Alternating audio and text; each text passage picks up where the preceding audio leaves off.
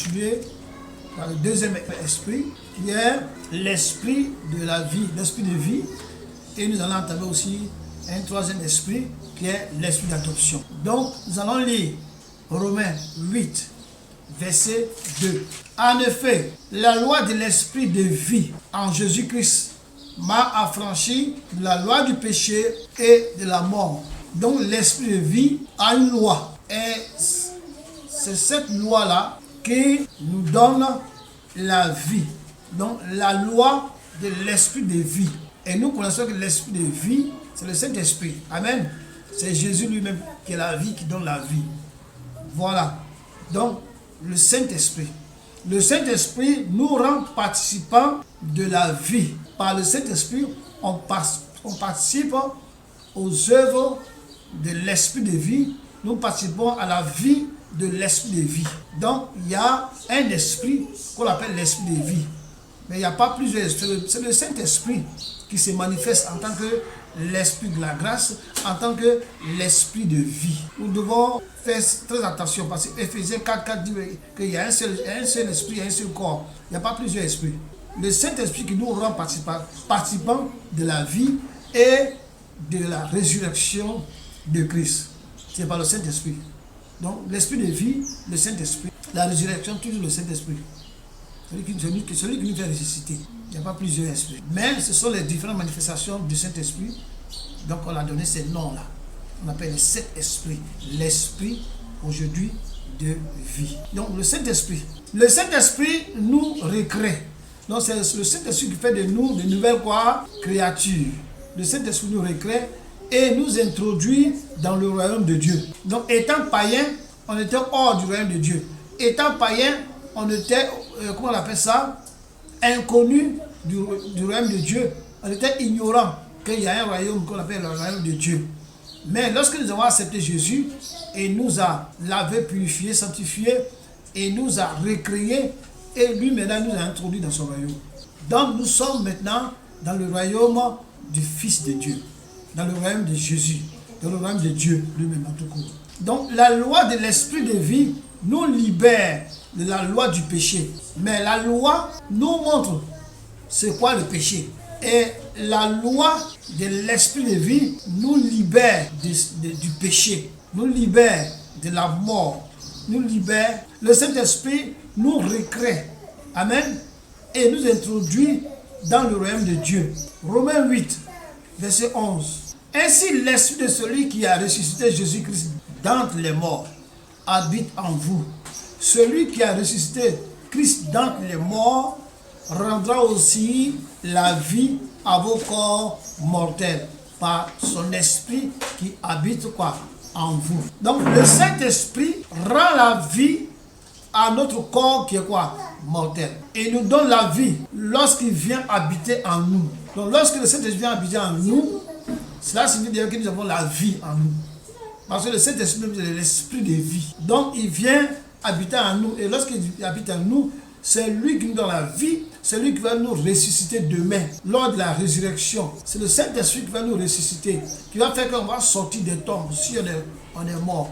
Si on est encore vivant, au moment que Jésus-Christ arrive, c'est le Saint-Esprit qui va nous faire lever, qui va nous enlever pour aller vers le Père. Donc le Saint-Esprit, il est l'esprit de vie. On a vu l'esprit de la grâce. C'est le Saint-Esprit toujours.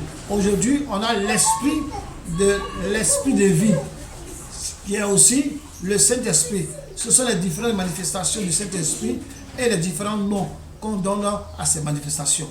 Donc l'esprit de vie. On va continuer au troisième esprit, qui est l'esprit d'adoption. Nous n'étions pas fils de Dieu, nous étions enfants du diable. Et lorsque Jésus-Christ vient, il nous restaure, et nous recrée. Amen. Et en même temps, il nous arrache des mains du diable et il nous adopte. Et à partir de cela, nous devenons ses fils quoi? Adoptifs. Donc l'esprit d'adoption, c'est le Saint-Esprit qui fait ça. On va lire Romains 8, verset 15. Et vous n'avez pas reçu un esprit de servitude pour être encore dans la crainte, mais vous avez reçu un esprit d'adoption par lequel nous crions Abba, Père. Donc l'esprit d'adoption, c'est le Saint-Esprit. Donc c'est le même Saint-Esprit-là qu'on appelle l'esprit d'adoption. Et c'est par cet esprit-là que nous sommes quoi? Aujourd'hui, fils, enfants, adoptifs de Dieu. Donc l'esprit d'adoption. Donc le troisième esprit est l'esprit de l'adoption. La troisième œuvre de l'esprit consiste à prendre les anciens enfants du diable, les anciens enfants de Satan, et de les faire légalement des enfants de Dieu. Il fait d'eux des enfants adoptifs. Donc Dieu nous adopte. Par qui? Par le Saint-Esprit. Nous avons l'ADN aujourd'hui de Dieu en nous. Nous avons l'ADN de Jésus, de Dieu en nous. Et cet ADN-là, c'est le Saint-Esprit. Nous avons la vie de Dieu en nous. Et cette vie-là, c'est le Saint-Esprit. Nous avons l'adoption. Et cet esprit qui nous adopte là, c'est le Saint-Esprit.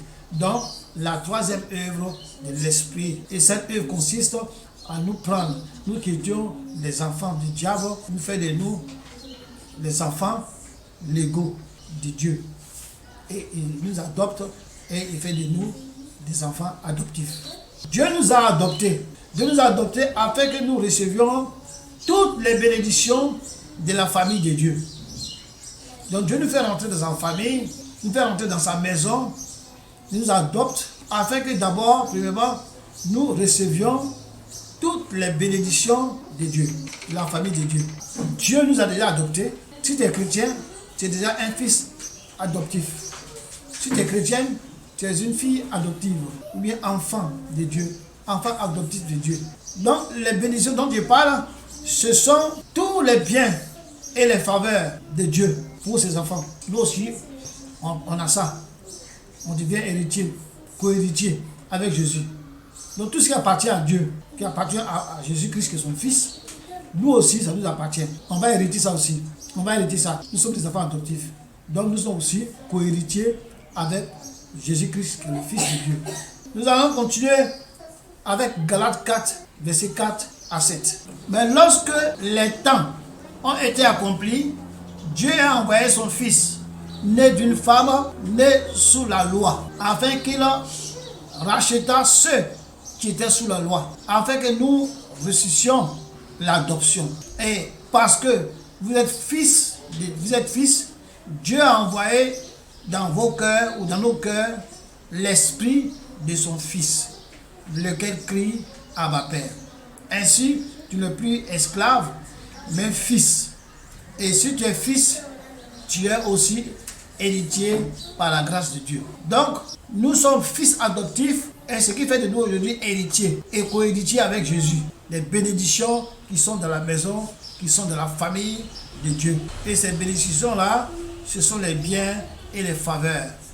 Nous aussi, aujourd'hui, nous avons droit à ces biens et à ces quoi? Faveurs. Parce que Dieu nous a adoptés. Nous sommes devenus des fils adoptifs. Donc tu n'es plus un esclave de Satan, mais tu es quoi? Fils de Dieu. Puisqu'on t'a adopté, tu es devenu fils de Dieu. Donc tu n'es plus esclave de Satan, tu es fils de Dieu, tu es co-héritier à Jésus, tu es héritier de tous les biens de la famille de Dieu. Toutes les faveurs et toutes les bénédictions, tu reçois ça. Pour être un enfant de Dieu, il faut être quoi? Adopté par Dieu. Il faut que tu sois adopté par l'esprit d'adoption. Et l'esprit d'adoption, c'est le Saint-Esprit. L'esprit de vie, c'est le Saint-Esprit. L'esprit de la grâce, c'est le Saint-Esprit.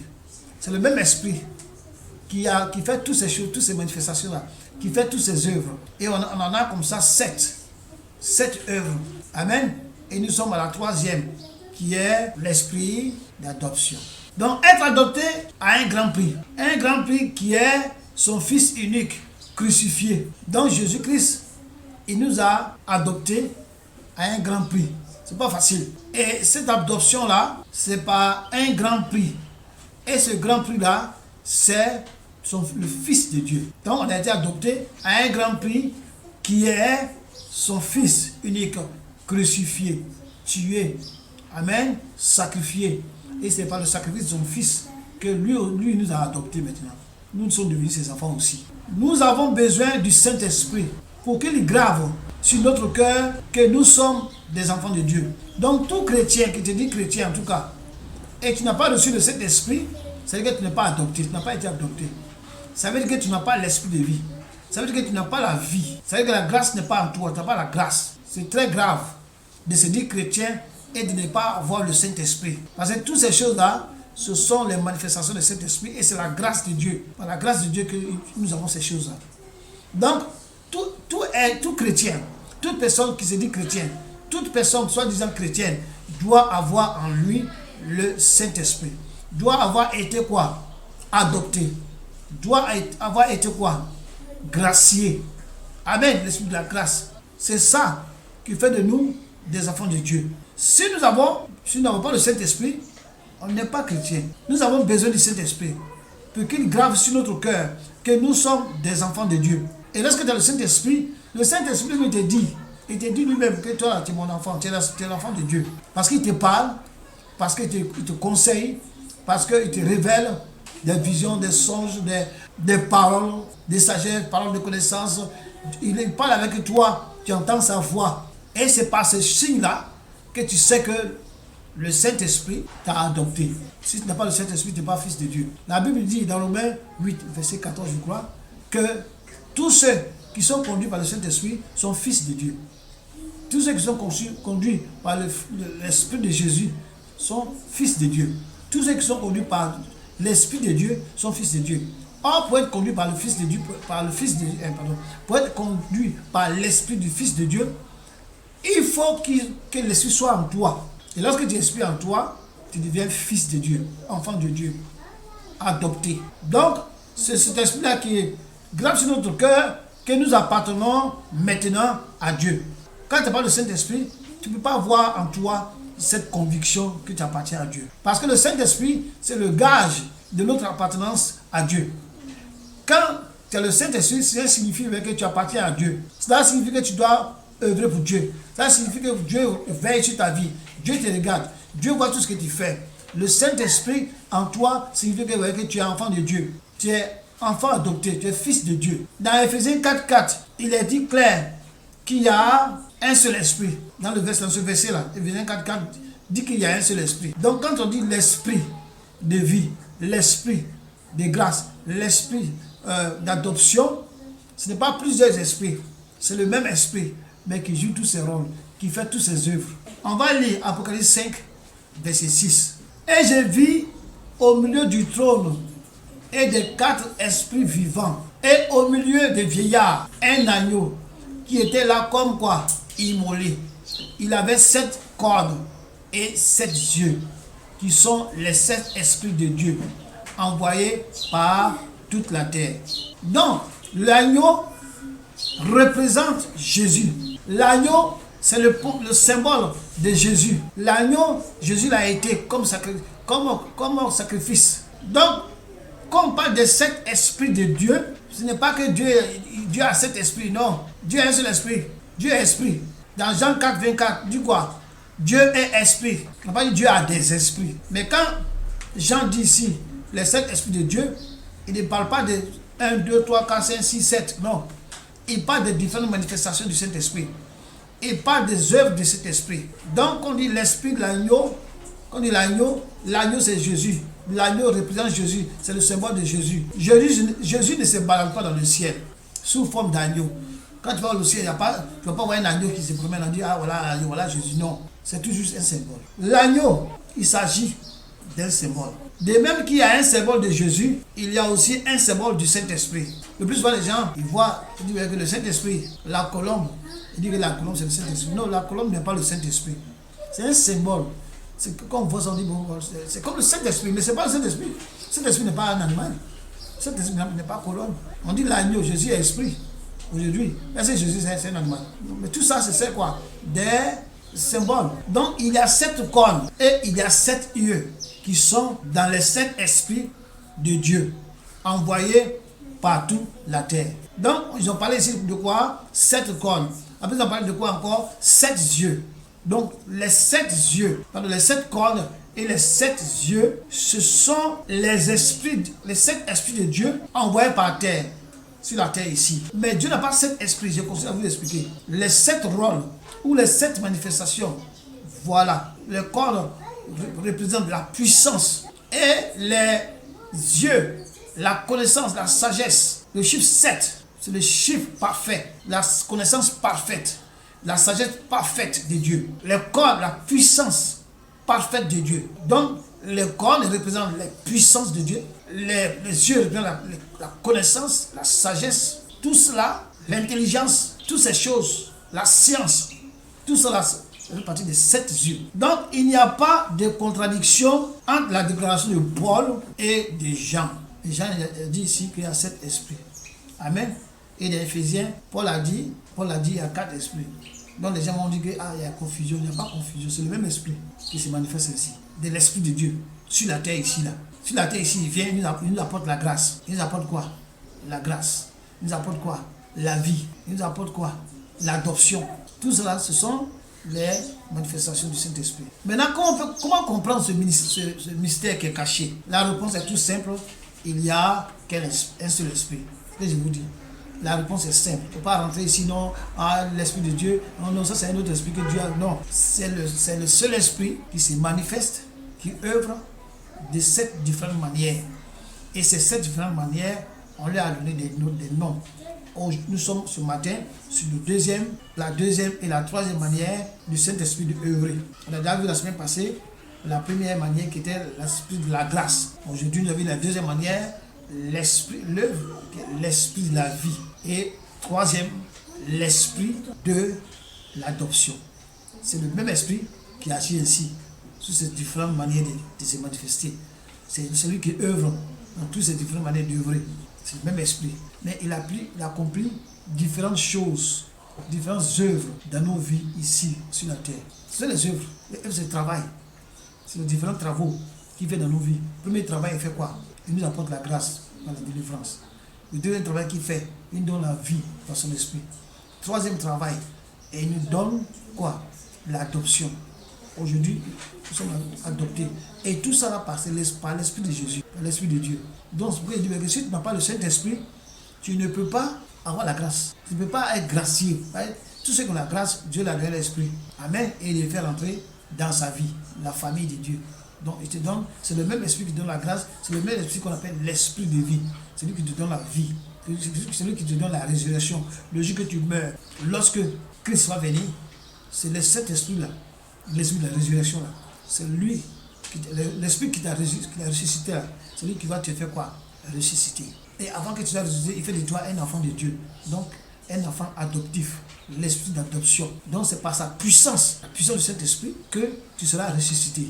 Donc il n'y a pas deux esprits, il n'y a pas 3 esprits, il n'y a pas 7 esprits. Paul a raison, Jean aussi a raison. Seulement, l'autre a cité Dieu en tant qu'entité spirituelle et Jean a cité Dieu, cet esprit, en tant que cette œuvre de Dieu dans la vie, dans nos vies, ici en tant que chrétiens sur la terre. C'est-à-dire il a dit 7 yeux. Mais le Saint-Esprit de Dieu, dans sa dispensation, comme je viens de le dire, que nous sommes, il se manifeste puissamment sous différentes formes. Donc la résurrection, c'est une manifestation de la puissance de Dieu.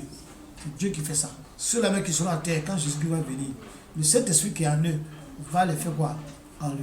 Ce n'est pas 2 mecs qui vont se lever comme ça. Non, c'est Dieu qui va faire ça. Le Saint-Esprit, c'est Dieu. C'est lui qui va les faire enlever. Donc tout ça, ce sont les manifestations puissantes de Dieu sous plusieurs formes. Donc ces différentes formes ou ces différentes manifestations sont au nombre de 7, comme on a dit tout à l'heure. C'est le même esprit qui est sous ces différentes formes, toutes ces différentes manifestations, toutes ces différentes œuvres qui sont au nombre de quoi? 7. Et chaque manifestation porte un nom bien précis, comme j'ai dit. Donc chaque fois qu'il se manifeste, chaque manifestation porte un nom. Donc ce nom-là, on dit l'esprit et on dit le nom. On dit par exemple l'esprit de vie. Donc c'est la manifestation de Dieu en apportant la vie éternelle à nous, à ses enfants. Donc premièrement, on reçoit quoi? La grâce de Dieu. Deuxièmement, il nous donne quoi? La vie. Et troisièmement, il nous adopte. Donc avant de nous adopter, il nous donne la vie. Dieu ne va pas adopter des morts. Dieu n'adopte pas les païens. Les païens, c'est les morts. Dieu aime tout le monde. Et il veut que tous deviennent ses enfants d'adoption. Les fils adoptifs. Mais Dieu adopte ceux à qui il a donné la vie. Il a donné la vie éternelle. Il a donné l'esprit de vie. Donc si tu es chrétien, dis-toi déjà que tu as la vie éternelle. La vie est en toi. Et tu as la vie. Toi-même tu es sauvé. C'est pourquoi c'est très, très, très, très important de vivre selon l'Esprit de Dieu, de vivre selon le Saint-Esprit. Parce que le monde a ses lois, le monde a ses habitudes, le monde a ses œuvres, et le Saint-Esprit, il a sa loi, il a aussi ses œuvres, il a aussi sa vie. Donc lorsque tu deviens enfant de Dieu, tu vas te débarrasser des œuvres des enfants du monde, tu vas te débarrasser de la loi du monde, tu vas te débarrasser des choses du monde pour embrasser celle de Dieu. C'est pourquoi la Bible dit, nous sommes dans le monde, nous vivons sur la terre dans le monde, étant de la chair que nous portons, nous sommes dans le monde, mais nous devons vivre selon l'esprit. Parce que nous-mêmes là, nous sommes esprits. Et Dieu nous a mis dans un corps pour vivre sur cette terre. Cette terre-là, c'est la terre où vivent le matériel, les choses matérielles. Et comme nous sommes esprits, Dieu nous a donné un corps matériel dans lequel il nous met. Et pour nous racheter, Dieu vient pour nous sauver de la vie. Dieu vient encore rentrer dans ce corps matériel-là. Et au travers de sa présence en nous, il exerce les différentes œuvres, les différents travaux. Pour que le jour où on va partir, que lui, il puisse nous prendre pour partir. Nous qui, nous esprit. Nous qui, nous âmes. Bah, nous la chair. La chair, c'est du matériel. Au ciel, là-bas, il n'y a pas de matériel. Donc, c'est ça qu'il s'agit. Donc, il faut faire, en tant que chrétien, il faut faire la différence entre la vie que tu mènes, entre la vie des gens du monde et entre la vie des gens de Dieu. C'est deux vies bien différentes. Bien que nous soyons tous à terre, bien que nous ayons des amis païens, bien que nous vivons dans des maisons, nous travaillons avec des païens, bien que tout ce que nous faisons des païens, mais cela ne nous donne pas le droit de suivre leur mode de vie. Parce que le chrétien, il a un mode de vie. Le chrétien, il a un style de vie. Le chrétien, il y a une loi qui suit, la loi du Christ, la loi de la vie. Donc, la loi de la vie de Christ nous a libérés de la loi de la mort. Alors, en Christ, nous avons eu la grâce, nous sommes graciés. En Christ, nous sommes dans la vie, et en Christ, nous sommes des enfants de Dieu, adoptés. C'est pourquoi on dit que les chrétiens sont les enfants de Dieu.